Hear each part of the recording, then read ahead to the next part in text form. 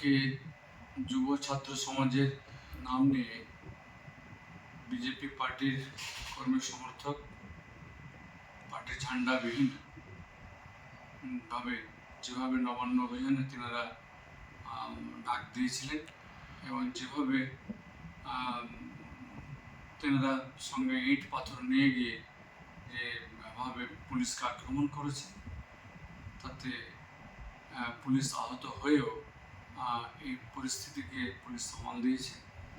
আমি ধন্যবাদ জানাই বাংলার পুলিশ প্রশাসনকে। পাশাপাশি যে সমস্ত যুব ছাত্রদের কথা বলা হয়েছিল তারা তো এই অভিযানে যোগদান করেননি, সেই সঙ্গে বাংলার সর্বদের মানুষও এর সঙ্গে ছিলেন না। আমি সকলকে কৃতজ্ঞতা জানাচ্ছি যেভাবে পরিস্থিতিকে ঠান্ডা শান্তি শৃঙ্খলার সঙ্গে মোকাবিলা করা হয়েছে। বাংলার মুখ্যমন্ত্রী মমতা ব্যানার্জিকেও আমি কৃতজ্ঞতা জানাচ্ছি। পাশাপাশি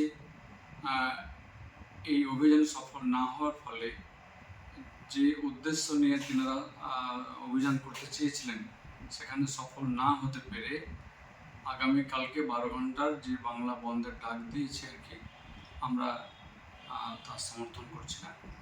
আমরা বাংলার মানুষের সর্বস্তরের শ্রমিক বা খেটে খাওয়া মানুষের যে তাদের যে অর্থনৈতিক ক্ষতিগ্রস্ত সেই দিকটাকে লক্ষ্য রেখে আমরা বলবো যে যেন সমস্ত সর্বস্তরের কাজকর্ম যেন খোলা থাকে, মানুষ যেন সে কাজ করার সুযোগ পায়, যেন তার আর্থসামাজিক দিক বজায় থাকে।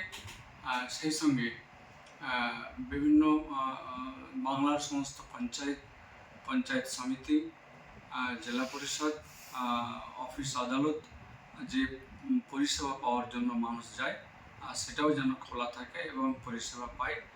সেদিকে আমি তৃণমূল কংগ্রেসের সমস্ত কর্মীদেরকে আমি অনুরোধ রাখছি এই বিষয়ে আপনারা মানুষের পাশে থেকে তাদেরকে সহযোগিতা করবেন।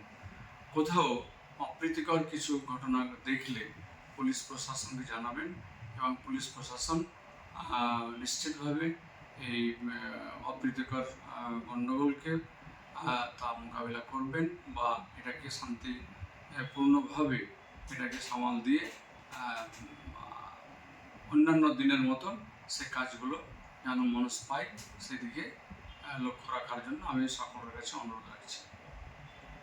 পাশাপাশি যেভাবে আমাদের বাংলার মুখ্যমন্ত্রী আমাদের